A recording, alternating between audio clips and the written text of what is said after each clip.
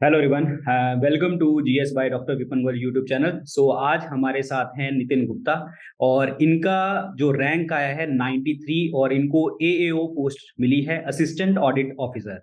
और सबसे बड़ी मजेदार बात ये है कि ये इंडियन आर्मी में भी हैं। और आज हम इनसे जानेंगे कि इन्होंने तैयारी कैसे करी है और कैसे, मतलब पहले इंडियन आर्मी को इन्होंने मतलब उसमें जॉब करी और अभी मतलब रिसेंट इनकी ज्वाइनिंग हुई है और अभी एओ भी निकल आया है इनका एग्जाम। और तो देखते हैं कि इनकी स्ट्रेटजी क्या रही और इन्होंने दो गवर्नमेंट जॉब जो है हासिल कर ली, हो सकता है कि और भी हासिल करी हो, इनसे जानेंगे हम। तो देखेंगे कि क्या मतलब किस तरीके से इनकी प्रेपरेशन रही है। तो स्टार्ट करते हैं आज का interview. So welcome Nitin. Thank you sir, thank you sir. So पहले तो ये बताओ, कैसा लग रहा है एग्जाम क्लियर करके? जैसे एक नॉर्मल स्टूडेंट की फीलिंग होती है कि हाँ, एग्जाम पहले होता है कि कोई एग्जाम क्लियर नहीं होता है। लगता है कि कोई एक जॉब लगे, कोई एक जॉब लगे, फिर लेकिन अचानक से ऐसा लगता है कि हाँ, आप मेहनत करते रहते हैं, प्रोसेस में लगे रहते हैं, फिर उसके बाद आपको सफलता मिल जाती है, तो अचीवमेंट फील हो रहा है और थोड़ा सा रिलीफ फील हो रहा है कि हाँ मतलब मतलब हो सर। गया। हाँ, रिलीफ हो रहा है, लेकिन सर ये डेस्टिनी नहीं है, अभी ये थोड़ा और आगे तक जाना है। ओके। तो उसका है कि हाँ, कि आप एक बैकअप तैयार करके रखते हैं कि हाँ, अभी आगे जाने के लिए थोड़ा एक होना चाहिए। ओके। तो मतलब वो थोड़ी सी जो दिमाग में एक 24 घंटे एक टेंशन यस रहती है यस। कि एक नहीं यार, गवर्नमेंट जॉब मुझे लेनी है, पता नहीं क्या होगा, मेरा फ्यूचर क्या होगा, मतलब उससे तो आप थोड़ा सा रिलीफ फील कर यस रहे हो। सर, श्योर, यस सर, बिल्कुल सर। पहले हम्म, रहता कि हाँ, कि क्या होगा आगे चल के, अगर नहीं निकला एग्जाम तो क्या करेंगे, क्या करेंगे। प्राइवेट जॉब हम कैसे करेंगे, किस सेक्टर में जाएंगे हम। तो इसी सब चीज के लिए सोचते हुए फिर लोग प्रिपरेशन करते हैं कि हाँ, एक गवर्नमेंट जॉब होनी चाहिए, सिक्योरिटी रहनी चाहिए। तो वही सर, ये सर। तो पहले तो नितिन ये बताओ मुझे कि रैंक 93, तो तुम मेरा पॉज समझ ही गए होगे कि मैंने पूछा रैंक 93, तो डबल डिजिट में रैंक आना और टॉप 100 में आना। पहले तो वो फीलिंग बताओ कि क्या फीलिंग हो रही है कि यार मतलब इतनी गवर्नमेंट जॉब थी, इतने बच्चों ने पेपर दिया था और मैं 93 रैंक पे आया हूँ। यस सर, एक्चुअली में सर, ये था कि मेरा ये थर्ड अटेम्प्ट था। ओके। पहले अटेम्प्ट मैंने 2020 वाला दिया, तो उसमें मेरा पहला टीयर क्वालिफाई हुआ था, और दूसरे में नहीं क्लियर कर पाया था। दूसरे वाले में मैंने पहला दूसरा क्लियर किया, तीसरा नहीं क्लियर कर पाया। इस बार एसएससी ने पैटर्न चेंज किया, तो उसमें जीएस भी ऐड हो गई और रीजनिंग भी ऐड हो गई। तो उससे जीएस मेरी अच्छी स्ट्रांग है, तो उससे मुझे बहुत हेल्प मिली। अब ओके। मैंने कभी नहीं सोचा था कि मैं डबल एओ के लिए कट ऑफ भी क्लियर करूंगा टीयर 1 की, लेकिन ओके। पहली बार में क्लियर कट ऑफ हुई। उसके बाद पेपर भी दिया, डबल एओ की तैयारी भी की, उसके सेकंड पेपर के लिए और हो गया। मतलब एक्सपेक्ट नहीं किया था कि इतनी अच्छी रैंक आ जाएगी। ओके। तो मतलब आपके लिए बिल्कुल जब रिजल्ट आया तो आपको लग रहा था यार ये क्या हो गया? यस यस यस, बिल्कुल सर। पहले तो इंसान ढूंढता है कि हाँ, लिस्ट में नेम है कि नहीं है, रैंक तो बाद में देखता है। फिर रैंक जब देखी तो देखा कि अच्छा, 93 रैंक आ गई है। चलिए बढ़िया। और फैमिली वालों का क्या रिएक्शन था? फैमिली वाले, एक्चुअली मैं बाहर था, पीसेस स्टेट पीसेस एग्जाम था, तो रात को तो मैंने किसी को डिस्टर्ब नहीं किया। फिर जैसे ही सुबह हुई, तो फिर मैंने सुबह मम्मी को बताया, मेरे नाना, दीदी, जिया जी, इन सबको बताया, तो वो बहुत खुश थे। ओके, मतलब आपने आपने रिजल्ट पता करके भी घर वालों को भी पूरा एक दिन वेट करवाया। नहीं नहीं नहीं, वो अब रात को सर, रात को 11:30 बजे रिजल्ट आया था। अब वो ओके। सब लोग सो चुके थे, तो फिर मैंने सोचा कि सुबह सुबह बढ़िया अच्छी खबर देता हूँ उनको। अच्छी खबर देता हूँ, चलो यस बहुत सर। बढ़िया बहुत बढ़िया। अच्छा नितिन, आप मुझे बताइए कि आपके जो मार्क्स थे वो क्या थे, टीयर 1 में और टीयर 2 में क्या मार्क्स रहे आपके? सर, अभी टीयर 2 के मार्क्स आउट नहीं हुए हैं सर। ओके। मतलब अभी अभी आंसर की के अकॉर्डिंग आपने देखा ही तो होगा। आंसर की के अकॉर्डिंग सर, टीयर 1 में तो मेरे 157 थे। ओके। 157 के अराउंड थे, और कट ऑफ भी शायद इसी के आसपास गई थी, 152 के अराउंड कट ऑफ गई थी डबल एओ के लिए। हम्म। और टीयर 2 में मेरा रॉ मार्क्स था अराउंड 299 के आसपास। ओके। अब नॉर्मलाइजेशन होके जिसने भी 10-12 नंबर जितने बड़े होंगे, उसके आइडिया भी तो कुछ नहीं है। और डबल एओ का जो सेकंड पेपर होता है, उसमें मेरे रॉ मार्क्स 165 बन रहे थे सर, अच्छा। 200 में। Yes okay. Okay. Okay. Okay. तो आपने मुझे अभी बताया कि आपके जैसे टीयर 1 में जो है आपने डबल एओ के लिए कट ऑफ क्लियर करी, तो यस सर, इसकी सभी कट ऑफ मतलब अलग अलग होती है या मतलब यस सिंग? Sir, yes sir, yes sir. Yes sir तीन लिस्ट निकलती है, एक डबल एओ के लिए, एक जेएसओ के लिए, एक other than double AO and JSO. Okay. तो other than double A and JSO, उसकी कट ऑफ थोड़ी कम रहती है। जेएसओ की पोस्ट थोड़ी कम होती है, तो उसकी कट ऑफ डबल एओ से भी ज्यादा रह जाती है। ओके। तो हम मेरा कट ऑफ डबल एओ पे क्लियर हुआ था, तो उसका अपॉर्चुनिटी थी कि आप पेपर डबल एओ को दे सकते हैं, नहीं ओके। देना चाहे तो नहीं भी दे सकते हैं। ओके। लेकिन तो बहुत सारे लोग स्किप भी कर देते हैं, डबल ओ नहीं देना चाहते हैं, लेकिन मेरे पास अपॉर्चुनिटी तो मैंने फिर दे दिया। ओके, चलिए बढ़िया। देखिए एक चीज़ मुझे बताओ कि जैसे बहुत सारे स्टूडेंट्स होते हैं कि मतलब उनका दिमाग में हमेशा ये होता है, मुझे जीएसटी इंस्पेक्टर बनना है, मुझे इनकम टैक्स इंस्पेक्टर बनना है, ठीक है? और मुझे जो है मतलब सेंट्रल सेक्रेटेरिएट में जॉब लेनी है, ministry of economic external affairs में मुझे जाना है। तो मतलब आपने ये प्रेफ़रेंस ना चूज़ करके आपने ये डबल एओ क्यों चूज़ किया? सर बाकी पोस्ट भी सही है, अपनी जगह पे सबकी अलग-अलग राय है। जैसे सर कुछ लोग सीएसएस लेते हैं, सेंट्रल सेक्रेटेरिएट लेते हैं, तो हुँ, हुँ। उनका मेन मोटिव एक तरीके से मैं मोस्टली बच्चों को बता रहा हूँ, ये रहता है कि हम वहाँ जॉब करेंगे और उसके साथ यूपीएससी की प्रिपरेशन करेंगे। ओके। अब मेरा ये था कि मैं यूपीएससी की प्रिपरेशन कर चुका था अभी, जस्ट कंप्लीट की थी मैंने। हुँ, तो हुँ। मेरा ये नहीं था कि मैं यूपीएससी की प्रिपरेशन इसके बाद जॉइनिंग के बाद करूँ कि पूरी क्लासेस करूँ। अब मुझे ये था कि मेंस के लिए आंसर राइटिंग प्रैक्टिस करनी है उसके लिए मैं नॉर्मल जॉब के साथ भी टाइम निकाल सकता था। अब मैं ये नहीं कर सकता था कि मैं इसको लूँ, और बेनिफिट ये है डबल ए का कि ये आपको एक गजेटेड ऑफिसर बनाता है, और उसके बाद ये सबसे हाईएस्ट पे स्केल है एसएससी की ओर से। ओके। और इसमें ये भी है कि सर डबल ओ की अब हम यूपीएससी को लेके तो रहते हैं, अब उसमें हम थोड़ा लक भी फैक्टर खेलता है, ज़रूरी नहीं कि आपका सिलेक्शन हो जाए, आपकी जिस तरह से आप हो सकता है आपने बहुत अच्छी तैयारी की हो, हुँ, लेकिन हुँ। अब पूरी प्रोबेबिलिटी नहीं कि आप हो जाएँगे। तो हुँ, अब हुँ। उतना बड़ा रिस्क मैं ले नहीं सकता था अभी, जिस हिसाब से मेरी फैमिली के वो फादर है नहीं, तो मैं उस एक थोड़ा बैकबोन भी होना चाहिए था, हुँ, घर हुँ, को हुँ। नीड था, तो इसलिए मैंने थोड़ा सेफ साइड खेला, इसलिए मैंने ओके। डबल ओ को चूज़ किया सर। तो अभी नितिन आपकी एज क्या है? अभी सर मेरे 26 है सर। 26 है। Yes okay. सर। तो इससे पहले कोई आपने जॉब करी या मतलब कैसे? मतलब अपने आप को कैसे सँभाला? जैसे आपने कहा कि आपके पिताजी नहीं हैं और घर में सब सब चीज़ें। सबसे बड़ा योगदान है सर मेरी मम्मी का। ओके। पहले ये था कि जब फादर गए 2020 में कोरोना पीरियड से पहले, तो ये था कि हाँ, कुछ नहीं था, तो मैंने मम्मी से बोला कि मैं कोई जॉब पकड़ लूँ। तो मम्मी ने कहा नहीं, नहीं आप तैयारी करो। हुँ, जैसे हुँ। पापा बोल के गए थे, पापा कहते थे कि तैयारी कराएँगे तो मैं भी वही कराऊँगी। तो हुँ, सर हुँ। बस उन्हीं का पूरा ये आशीर्वाद रहा है कि वो सब कुछ सँभाले रही हैं। मैं 1 साल दिल्ली में तैयारी भी कराया, बस उन्हीं की कृपा था। हुँ, ये तो मतलब जहाँ पे भी आपके पापा होंगे वो भी मतलब खुश होंगे और आप बहुत सारी ब्लेसिंग्स दे रहे होंगे कि हाँ, आखिरकार मेरे बेटे ने कर दिखाया। चलो बहुत बढ़िया, बहुत बढ़िया और अपनी माताजी को मेरा नमस्कार कहना ज़रूर। ज़रूर, ज़रूर, ज़रूर, ज़रूर है। सर, ज़रूर सर, हाँ, ज़रूर सर। और एक चीज़ और बताओ मुझे नितिन, आपकी फैमिली में कोई गवर्नमेंट जॉब पे है कोई? कोई भी?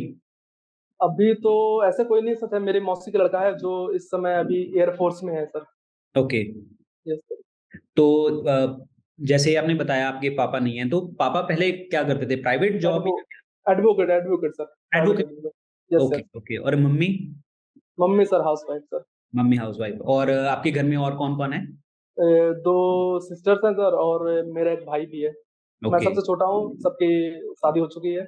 Okay, yes sir. तो आप लाडले हैं। कह सकते हैं सर, बिल्कुल सर। ओके, ठीक है। और एक चीज़ बताओ कि आपको सीजीएल के बारे में पता कैसे चला? सर सीजीएल के बारे में जब मैंने 2020 में अपना ग्रेजुएशन कंप्लीट किया, तो ये था कि और पूरा फ्रेंड सर्किल था, तो उन्होंने कहा कि सीजीएल का फॉर्म निकला, सीजीएल का फॉर्म भरते हैं। हुँ, तो हुँ। उस हिसाब से तो तैयारी बिल्कुल नहीं थी, क्योंकि इंग्लिश वगैरह बहुत वीक हो चुकी थी। ग्रामेटिकल जिस तरह से कॉम्पिटिशन में इंग्लिश आती है, उस तरह की नहीं थी। हम लोग इंजीनियरिंग में पेपर लिखते हैं तो अपना लेमन लैंग्वेज में लिखते हैं, उसमें इतनी ग्रामेटिकल मिस्टेक नहीं देखते हम।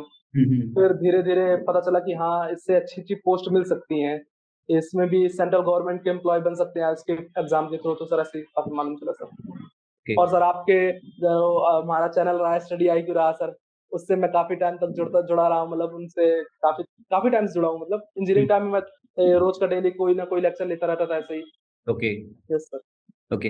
तो अभी जब आप डबल ए की पोस्ट पे आए हो, तो इसकी ग्रेड पे क्या है? मतलब कितना फोर्ट आपको 48 सर, 48 48 स्टैंडर्ड। मिला है? और यस सर। मतलब कुछ आइडिया है, आपने किसी से पता किया कि आपको इन हैंड सैलरी कितनी मिलेगी?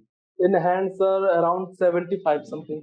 अब अराउंड वो 7। सर डिपेंड करेगा, अगर आप एक्स सिटी में है, वाई सिटी में है, तो 2-3 हज़ार का थोड़ा डिफरेंस पड़ता है सर। ओके, यस मतलब सर। 75 टू 80,000 के आसपास यस आपको सर। सैलरी यस मिलेगी। Sir, yes sir, yes sir, yes sir. Okay, so ये बहुत बढ़िया है, बहुत अच्छी बात है ये तो, ठीक है? और फैमिली को भी बहुत खुशी हुई होगी इस चीज़ से। Yes sir, yes sir. बहुत बढ़िया, बहुत बढ़िया। आपने जो ग्रेजुएशन करी है, आपने किस फील्ड से करी है? सर मैंने बीटेक किया है सिविल इंजीनियरिंग से सर। सिविल इंजीनियर से। ओके। और जैसे हमारे ये सेक्शंस होते हैं, जैसे मतलब प्रेपरेशन में जैसे सीजीएल में 4 सेक्शंस होते हैं। तो आपने मुझे स्टार्टिंग में बताया कि जैसे इस बार रीजनिंग ऐड हुआ और जीएस ऐड और हुआ, जीएस एडवांस सर। तो आपको उस चीज का बेनिफिट मिला? Yes sir sure sir. और वो कैसे बेनिफिट मिला आपको? मतलब आप पहले 2 अटेम्प्ट में कहाँ पे लैग कर रहे थे? क्या आपकी गलतियां रह रही थी? और आपने कहा कि पहला अटेम्प्ट तो चलो आपका क्लियर नहीं हुआ, सेकंड अटेम्प्ट में आपने फर्स्ट दिया, सेकंड दिया, लेकिन बाद में एंड में आप क्लियर नहीं कर पाए। और थर्ड में जब आपने अटेम्प्ट किया तो पहला चलो क्लियर था, डबल एओ की पोस्ट का आपने मतलब प्रीलिम्स निकाला, और फिर उसके यस बाद सर। आपको पता लगा कि जैसे मेंस का पैटर्न चेंज हो गया है, और मेंस में आपको ये दोनों सब्जेक्ट ने कैसे हेल्प करी, और पहले क्या मतलब दिक्कत आ रही थी आपको? पहले एक्चुअली में सर टीयर 1 तो निकल रहा था, लेकिन डबल ए कट ऑफ नहीं निकल रहा था, लेकिन टीयर 2 में रीजनिंग वो इंग्लिश और मैथ होती थी।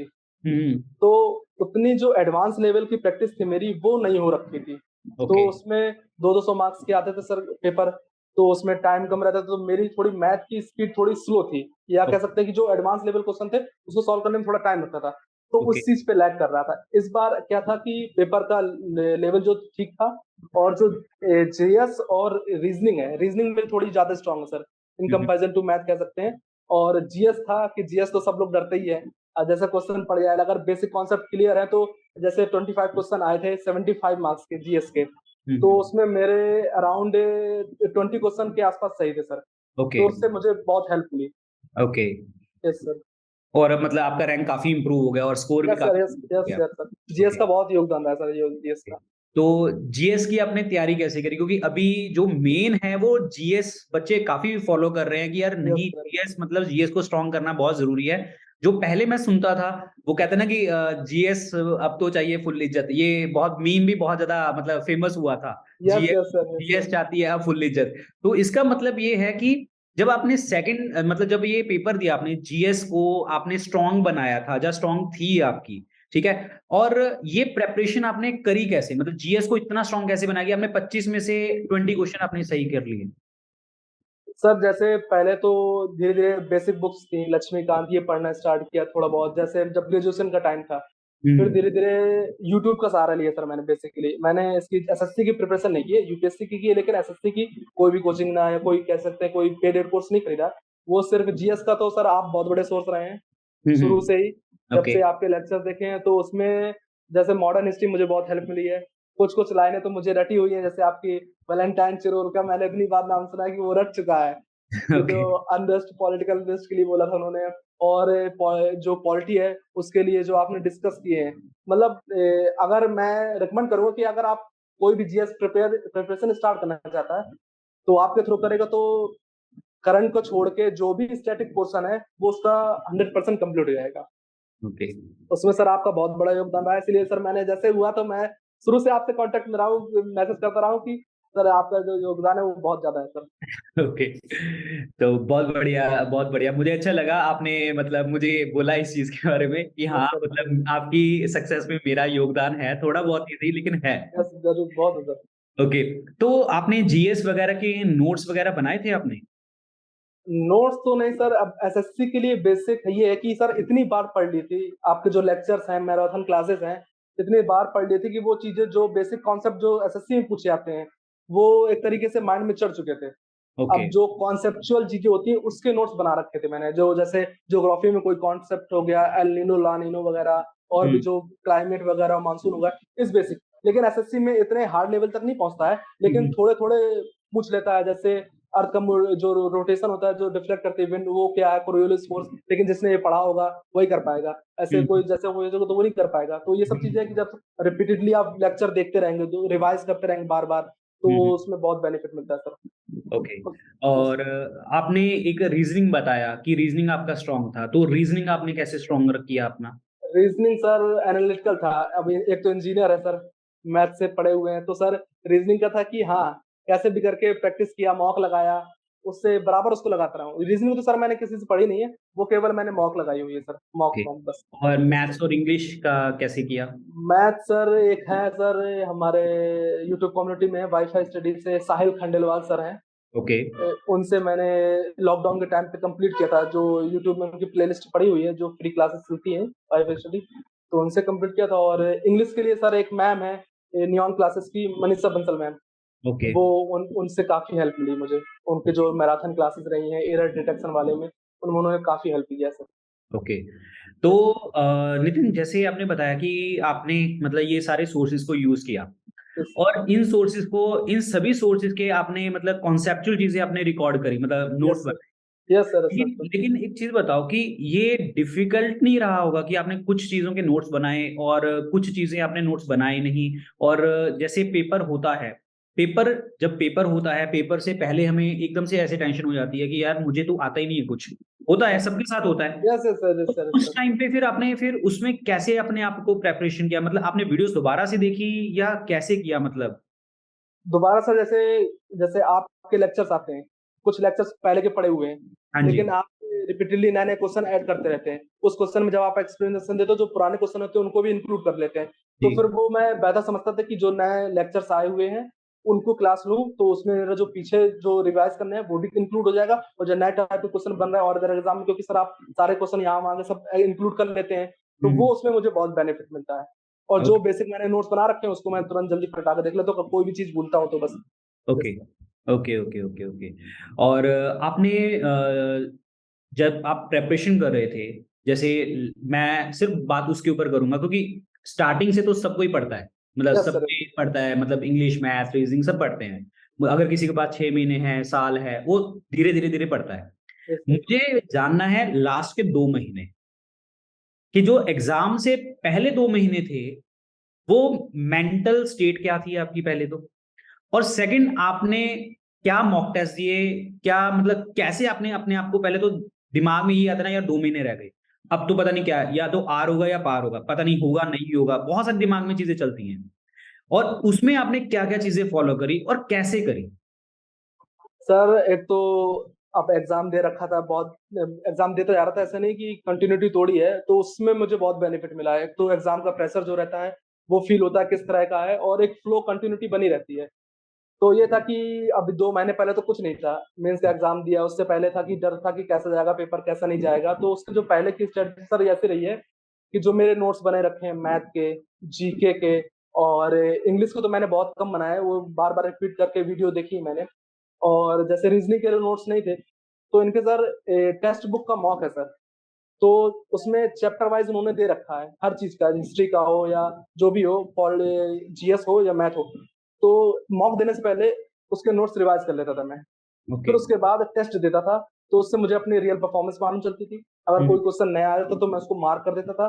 पेपर देने के 1-2 दिन पहले जब रिवाइज करता था मैथ के जो कॉन्सेप्ट फॉर्मूले वगैरह, वो क्वेश्चन देख लेता था कि अगर ऐसा कोई कॉन्सेप्ट नया आता है या कोई जीके का नया क्वेश्चन बनता है, तो उससे मैं टैकल कर पाऊँ अच्छे से इजिली। तो मेरा मॉक का बहुत ज्यादा योगदान रहा है कि मैं लास्ट टाइम पे मैंने, और मॉक शुरू से भी, लेकिन लास्ट टाइम मैंने मॉक ज्यादा प्रेफर किया सर। और ये मॉक कितने दिए आपने, मतलब पेपर से पहले? मॉक तो सर ऐसे चैप्टर वाइज देखा जाए तो अराउंड में 100-110 के आसपास। ओके। और जब आपका पेपर जैसे 2 महीने मतलब रह गए थे, तो उस टाइम आपने पेपर मतलब चैप्टर वाइज फॉलो किया था या मतलब फुल मॉक टेस्ट दिए थे? सर पहले मैं चैप्टर वाइज कंप्लीट करता हूँ, जब चैप्टर वाइज सारे कंप्लीट हो जाते हैं फिर उसके बाद मैं फुल लगाता हूँ। फुल मैं ज्यादा नहीं लगाता हूँ, क्योंकि ये होता है कि इंग्लिश का हमने सेक्शनल लगाया, जिसमें 45 क्वेश्चन इंग्लिश के आते हैं, हमने सेक्शनल लगा लिया, तो उसमें हमें मालूम चलता रहता है कि हाँ इंग्लिश में क्या है। अब जैसे फुल लगाते हैं तो जैसे आपकी रीजनिंग स्ट्रांग है या मैथ स्ट्रांग है, आप फुल लगा रहे हैं, तो आपका ये कि रीजनिंग में आप 25-30 क्वेश्चन आते हैं, आप 27-28 सही कर रहे हैं, 25 सही कर रहे हैं, तो आपको एक तरह अंदर से लगता है कि हाँ इसको मैं कंप्लीट कर लूंगा।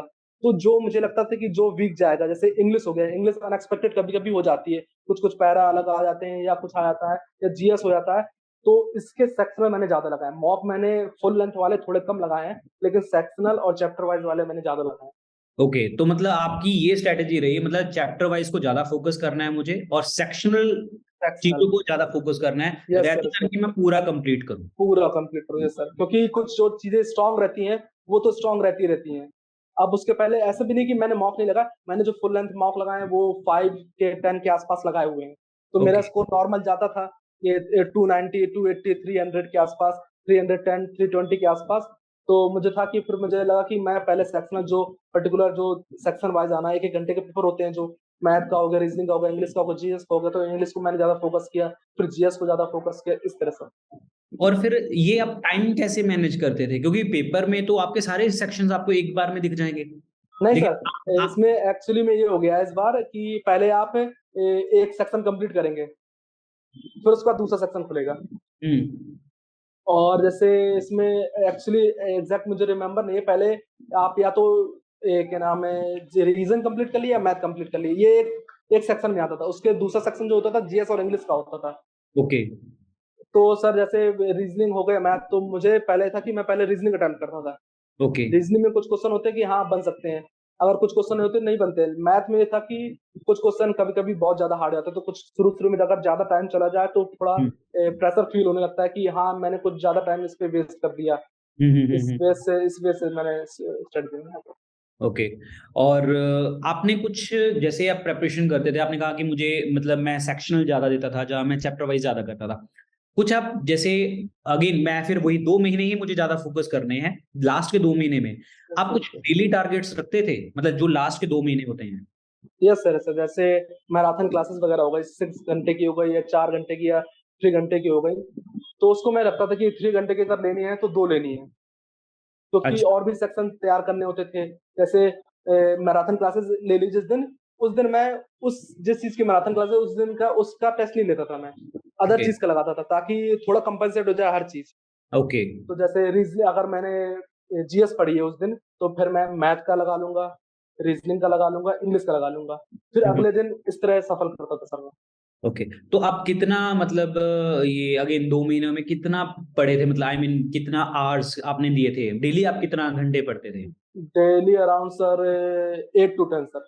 8 to 10 पढ़ते थे? 8 to 10 यस सर। ओके। तो इसमें कुछ ऐसा फिक्स था कि मुझे इंग्लिश में इतना टाइम देना है, मैथ्स में इतना टाइम देना है, नहीं रीजनिंग नहीं नहीं नहीं नहीं नहीं सर, वो तो सर फ्लक्चुएट होता है। अगर में? जैसे रीजनिंग स्ट्रांग है तो रीजनिंग में मैंने 2-3 मॉक लगाए, उसके बाद उसको बंद कर दिया। मैथ में लगा कि कुछ चीजें क्लियर नहीं है या हम्म, कोई कॉन्सेप्ट है, जैसे नए नए कॉन्सेप्ट जुड़े थे, प्रोबेबिलिटी कॉन्सेप्ट जुड़ा था, तो उसके लेक्चर्स कंप्लीट किए।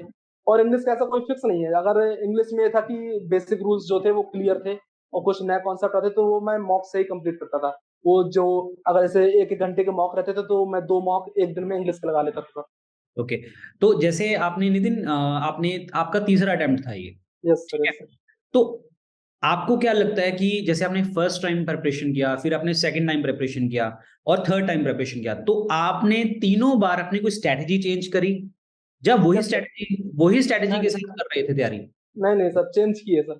एक्चुअली मैं पहले इतना वो नहीं था, फ्लो नहीं, वो नहीं था मार्केट में कि हाँ मॉक्स लगाने हैं, हम्म। इतना नहीं चला हुआ था 2020 के अराउंड। लेकिन अब इतने नए नए टाइप के क्वेश्चंस आ चुके हैं, पूरा चैप्टर वाइज एनालिसिस उन्होंने पूरी रिपोर्ट्स बना के रखना स्टार्ट कर दिया है, तो उससे काफी हेल्प हेल्प मिलने लगा है। तो हम्म। पहले मैं मॉक ही नहीं लगाता था, केवल पढ़ता था और ये था कि पेपर दे आते हैं, कैसा जाता है देखा जाएगा। फिर उसके बाद हुआ कि नहीं, मॉक लगाना बहुत जरूरी है, उससे एक ओके। आइडिया रहता है, प्रेशर बनता है और क्या नाम है टाइम मैनेजमेंट होता है कि हाँ कितना टाइम लेना है, तो उससे मुझे काफी हेल्प मिला। तो इसका मतलब आपने ज्यादा, मतलब फोकस मॉक के ऊपर ही किया है, जो अपना हाँ, आपका थर्ड अटेम्प्ट था? Yes sir, mock. मतलब आपने, मतलब दिमाग में बसा लिया था कि मुझे मॉक ही करना है और मॉक से ही मेरे मार्क्स ज्यादा आ सकते हैं? मॉक से मार्क्स ज्यादा आ सकते हैं, और जो चीजें रिवाइज करनी है उसके लिए सेपरेट अलग अलग वीडियो नहीं, मैराथन क्लासेस देखना ज्यादा बेस्ट रहता है लास्ट टाइम रिवीजन पे, क्योंकि उसमें बहुत सारी चीजें कवर हो जाती हैं। क्वेश्चन हम्म। भले ही थोड़े कम कवर हो, लेकिन उससे रिलेटेड जो भी फैक्चुअल होते हैं। और सर एक आपकी बात ये अच्छी लगती है, कभी कभी जो आप क्वेश्चन कराते हैं, जो उसके ऑप्शन होते हैं वो पेपर में चारों ऑप्शन वही होते हैं। तो मुझे लगता है ये तो क्लास ही में किया था भाई, यूट्यूब पे पढ़ा हुआ था, तो वो चारों ये ऑप्शन ये कभी कभी बिल्कुल सेम आते हैं। ये मुझे ना काफी बच्चे कहते हैं कि सर आप ना, मतलब मतलब कोई सेटिंग करके रखते हो, मतलब मुझे ऐसे भी बातें आती हैं, मैसेजेस आते हैं कि आप कोई सेटिंग करके रखते हो कि आपके एग्जैक्ट क्वेश्चन पेपर में आ जाते हैं, और कई बार आपने उस पॉइंट को लेके कुछ कुछ घुमाया होता है, लास्ट मोमेंट पे आप कुछ बता यस देते सर, हो यस सर, कि यस वो सर। पेपर में एज इट इज आ जाता है। तो आई डोंट नो कि ये कैसे होता है। तो मैं भी अपने स्टूडेंट्स को यही हंस के बोल देता हूँ, शायद वो एसएससी वाले भी हमारी क्लास देख रहे होंगे। हो सकता है सर वो जो टीसीएस पेपर बनाता है उसके बच्चे आपसे पढ़ते हो, तो उनसे वो तो बोलते रहते चलो हो। हंसने की बात है, बट हो सकता है, कुछ नहीं पता हमें। चलो। यस सर, यस सर, बिल्कुल बिल्कुल बिल्कुल। अच्छा, एक चीज बताइए मुझे, प्रेपरेशन के टाइम में आपके कोई फ्रेंड सर्कल था? फ्रेंड सर्कल था लेकिन सर इतना ज्यादा नहीं था। ओके। ऐसी जगह में था कि जहाँ पे मेरे स्कूल वाले कोई फ्रेंड नहीं था, मेरा कॉलेज वाला कोई फ्रेंड नहीं था। वो जो दिल्ली में जो बच्चे नए नए प्रिपरेशन करने आते हैं उसी में था, और थोड़ा मैं कट के रहा हूँ, ओके। थोड़ा फैमिली से और एक दो दोस्त लोग बस, और ज्यादा नहीं थे। तो जो आप दो एक दो दोस्त कह रहे हैं वो आपकी प्रेपरेशन के साथ ही जुड़े हुए थे या कोई अलग से थे? अलग से भी थे प्रिपरेशन के साथ, तो मेरे रूममेट था ही, एक मेरा रूममेट था, वो भी यूपीएससी की प्रिपरेशन करता रहता, तो कभी कभी कुछ डिस्कस कर लिया, या कोई मॉडर्न हिस्ट्री का क्वेश्चन हो गया, ये इस तरह से डिस्कस कर लेते थे। और गिने चुने सब दोस्त थे, ज्यादा दोस्त नहीं थे। ओके। और एसएससी से कोई एक दो प्रिपरेशन थे, तो कुछ हेल्प होती थी तो मैं कर देता था, वो कुछ मुझे कुछ हेल्प होती थी वो लोग कर देते थे, ये सब। तो कहने का मतलब आपने जो थोड़ा बहुत भी फ्रेंडशिप रखी आपने किसी के साथ भी, तो आपके प्रेपरेशन वाले ही वो यस थे। Sir, yes sir, yes sir, yes अगर सर, कोई बात पे बात भी होती थी तो डिस्कशन वाली बात ही होती थी। Yes sir, yes sir, discussion ये वाली और भी जो बातें होती है वो भी हो जाती थी कभी कभी। Okay okay okay okay. तो एक चीज और बताइए कि आप सोशल मीडिया को यूज करते थे प्रेपरेशन के टाइम पे? सोशल मीडिया में सर फेसबुक बंद है मेरा, 2020 से बंद है। अभी मैंने थोड़े दिन पहले कॉलेज वाले स्कूल वालों ने मेरा वो डाला हुआ था, तो उसको शेयर करने के लिए मैंने फेसबुक ऑन किया, वरना मेरा 2020 से बंद था फेसबुक। ओके। हम्म। और मैं इंस्टाग्राम यूज करता था जनरली मीम्स वगैरह के लिए और रिफ्रेशमेंट के लिए, और कोई मेरा फेसबुक का कुछ और कोई सोशल मीडिया यूज नहीं किया। ओके। और टेलीग्राम एंड ये यूट्यूब तो आप यूज टेलीग्राम, करते या टेलीग्राम सर, हाँ, कभी कभी कुछ न्यूज वगैरह आ जाती है, जैसे एसएससी से रिलेटेड कोई आ जाती है, हो? तो उस चीज के लिए अपडेट रहने के लिए, या कोई कुछ मॉक्स जैसे होते हैं जो टेलीग्राम में आ जाते हैं पीडीएफ के फॉर्म में, तो हम्म। उस सब चीजों के लिए, जैसे कोई यूट्यूब में कोई पढ़ा रहा है तो उसने कहा कि इसका पीडीएफ या इससे रिलेटेड कोई भी इंपॉर्टेंट चीज है वो टेलीग्राम में डला हुआ है, तो उस चीज के लिए मैं टेलीग्राम यूज करता था तो बस। कहने का मतलब आपने सोशल मीडिया भी अपनी पढ़ाई के लिए यूज किया यस है। Sir, yes sir, yes sir, yes sir. मतलब कोई ज्यादा एंटरटेनमेंट वाला साधन नहीं नहीं नहीं रखा सर, कि ठीक है कभी कभार 5-10 मिनट इंस्टाग्राम हाँ देख यस लेते सर, हैं। यस, बस इतना ही है। लेकिन एक चीज बताओ, अब मुझे ना आपसे एक चीज मतलब जाननी है कि जैसे इंस्टाग्राम हम खोलते हैं, आप प्रेपरेशन कर रहे थे, ऑब्वियसली बात है आप वो इंस्टाग्राम की रील्स वगैरह ही देखते होगे एंटरटेनमेंट के यस लिए, सर, सर, यस, 10-15 मिनट देख लेते हैं।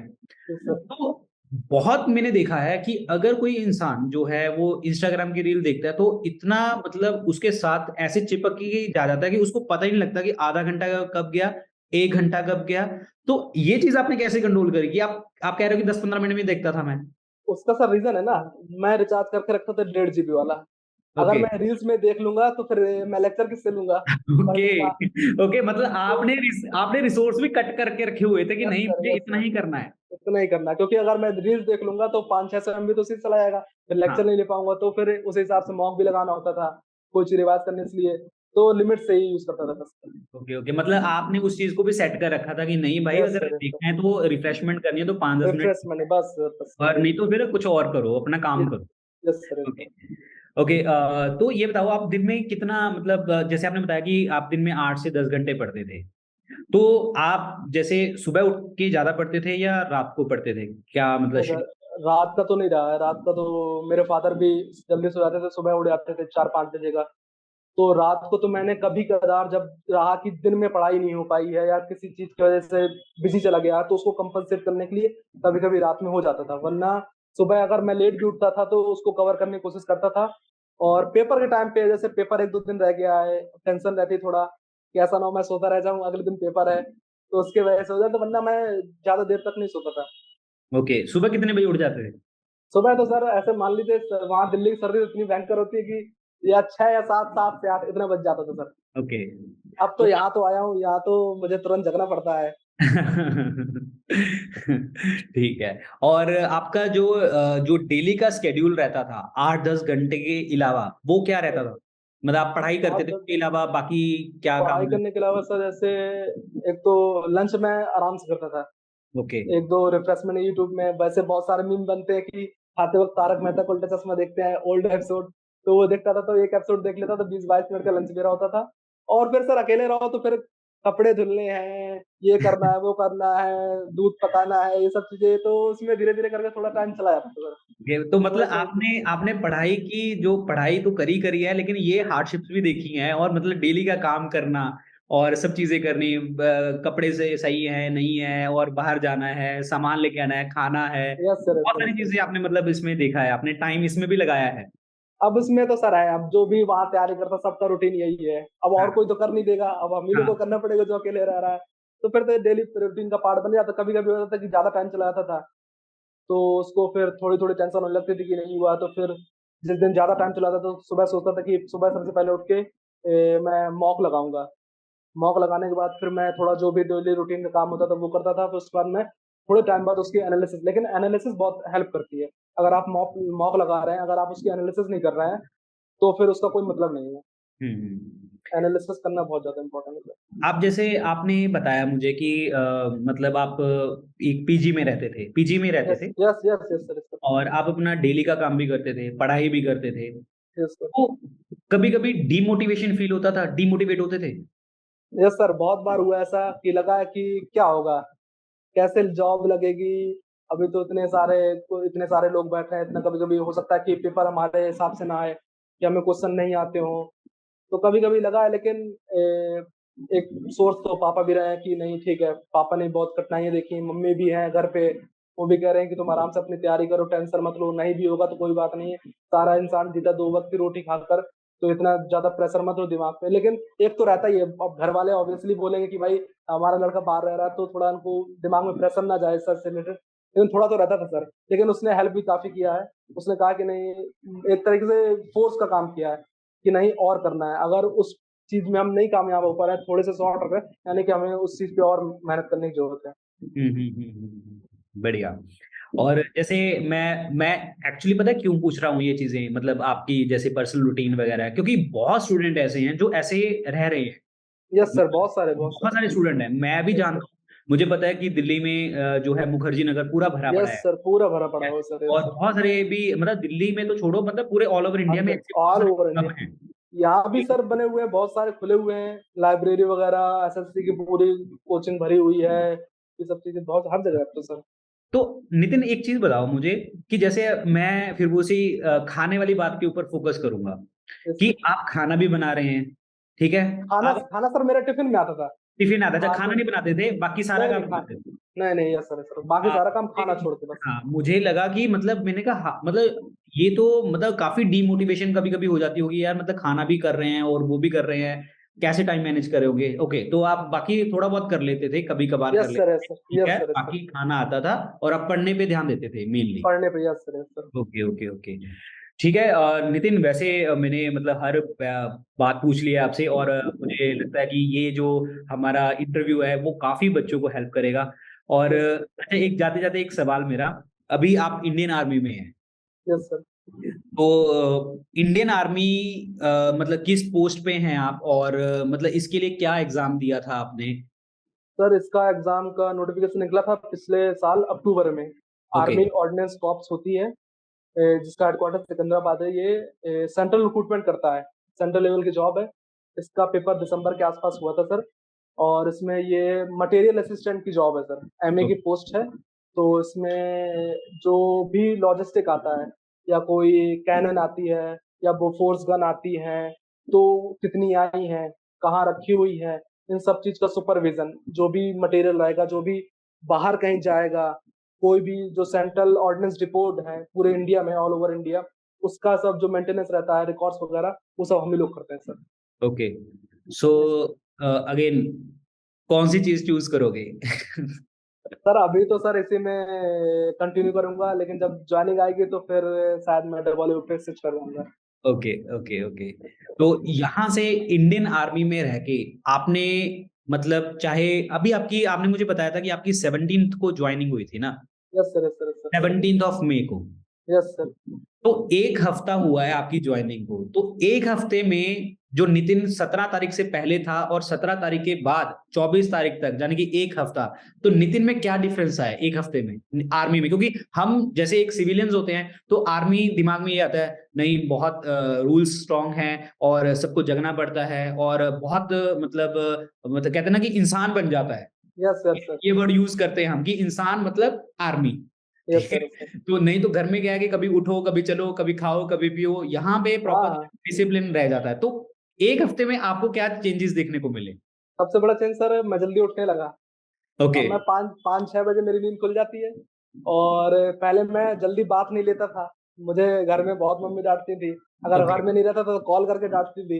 फिर ओके। ये होने लगा कि अब तो बात लेके जाना, तो मैं सुबह 7 ओ क्लॉक और 6:30 के अराउंड बात लेके, फिर मेरी ड्यूटी का टाइम फिक्स है, 8:30 के पहले आपको पहुँचना है, 8 घंटे की ड्यूटी देनी है और उसके बाद क्या नाम है, राइट टाइम पे एंट्री करना है। एक पर्टिकुलर ड्रेस है कि आप फॉर्मल ड्रेस पे आइए, आराम से आपका सेक्शन, आप अपना काम करिए, लंच के टाइम पे लंच करिए, बाकी आप जो आपको काम दिया गया वो आप काम करिए। तो मतलब आपकी लाइफ पूरी डिसिप्लिन हो यस जाएगी। Sir, yes sir, yes sir, जब तक आपकी बिल्कुल। जॉइनिंग नहीं आएगी तब से आप इंसान बन जाएँगे, इंसान जिसे यस सर, प्रॉपर इंसान कहते हैं, कि नहीं यस मतलब सर, खाना इस टाइम पे, उठना इस टाइम पे, नहाना इस टाइम यस पे सर, है, सोना इस टाइम पे है। Yes sir.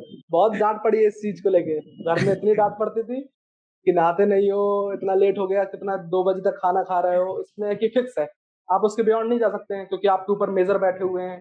फिर अगर वो राउंड पे आए तो फिर आप क्या बोलेंगे कि हाँ, लेट हो गया वगैरह। और इसका हेल्प भी है सर, जो जिस जॉब पे मैं हूँ, अभी कर रहा हूँ, उसमें मुझे डबल ओ में काफ़ी हेल्प मिलेगी sir. Okay, yes okay, sir. Okay, okay, okay. अच्छा तो मतलब वो जो लिस्ट वगैरह बनाते हैं और ये जो इसमें सर रीचेकिंग होता है। जैसे डबल ए ऑडिटिंग का काम करते हैं, कहीं भी जाते हैं, कोई यूनिवर्सिटी या किसी जगह जाते हैं, तो ये लोग ऑडिटिंग का काम करते हैं कि जो भी सामान इश्यू हुआ या जो भी फंड का ट्रांसफर हुआ, वो सही यूटिलाइजेशन हुआ कि नहीं हुआ। अगर कोई वाउचर जनरेट हुआ, उसका पैसा इनके पास आया, आया तो किसके पास आया। तो ये सब काम यहाँ पे भी होते हैं, जो हमारी जहाँ जॉब लगी है सर, वहाँ पे भी डबल ओ होते हैं। तो उस सेक्शन में भी हम लोग को थोड़ी ट्रेनिंग दी जा रही है अभी, तो उसमें मुझे आगे चल के काफ़ी हेल्प मिलेगी सर।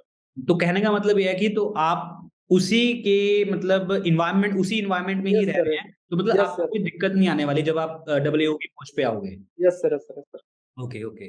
तो बढ़िया है नितिन, मुझे बहुत अच्छा लगा आपसे बात करके और बहुत सारी चीज़ें मैंने आपसे पूछी और बहुत सारे स्टूडेंट्स को भी हेल्प हुई होगी आपसे, आपके इंटरव्यू से। ख़ास करके वो वाला पार्ट जो मुझे लगता है कि जैसे आप दिल्ली में रह रहे हैं, तो आप कैसे मैनेज कर रहे हैं टाइम को और कैसे पढ़ाई करनी है? क्योंकि हर स्टूडेंट की मतलब जो स्ट्रैटेजी होती है वो अलग है, कि मतलब मुझे कई कहते हैं कि मुझे फुल मॉक टेस्ट लगाने हैं, तो हो सकता है कि आपके इंटरव्यू सुन के काफ़ी बच्चे ऐसे करें कि नहीं सेक्शन भी लगा के देखते हैं कि शायद हमें इम्प्रूवमेंट हो यस जाए सर, यस सर।